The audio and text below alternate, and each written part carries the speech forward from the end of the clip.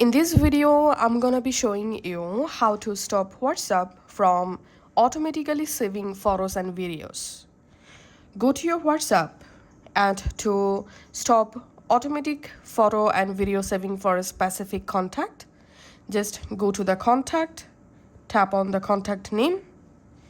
In here, tap on media visibility, and here you have to select no.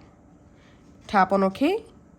And now on, from this conversation, any photos and videos will not be automatically downloaded or saved in your gallery. And if you want to stop WhatsApp from saving photos and videos for all conversations at once, then from your WhatsApp homepage, tap on this three dot and go to settings.